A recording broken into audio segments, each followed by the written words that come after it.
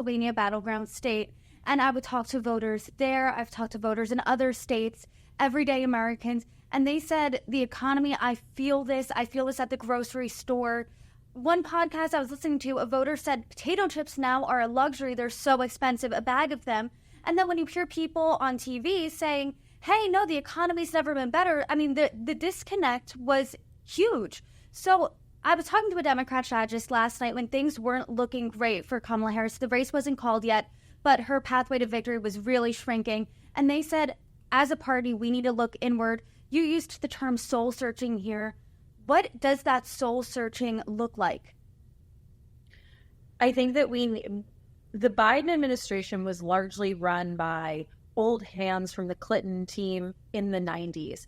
The Harris campaign was mostly run by old hands from the early Obama days. I think that we need to scrap the flavor. I think that we need to bring in new, fresh blood. I think we should do some focus grouping to the extent that it's not obvious. I think we need to do some real polling, and we need to start listening and stop talking at people.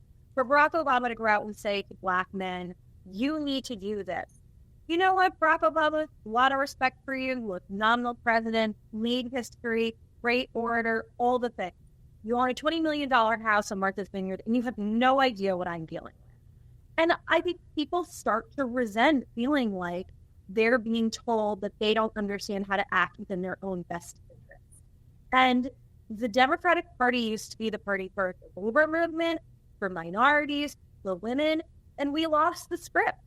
To say nothing for the fact of the blatant anti-Semitism that's been going on around this country. Number one, just not dealing with it and feeling sort of like we were kowtowing to extremists who were, supporting Hamas, which is a terrorist organization. But separate and aside from that, the chaos that you saw in the streets, on the college campuses, and feeling like no one was in charge. No one was able to step in with any moral authority. No one was able to step in and regain control. People don't want to live their lives feeling like things are out of control. And so I think that there are a number of different things that we need to think about. But to the extent that the elitists in the party wake up every morning and watch Morning Joe and sit with MSNBC on in the background and read the New York Times editorial opinion section, it is time to broaden your horizon because it's not reflective of the real world in any way, shape, or form. And that should be the biggest takeaway that comes away from last night.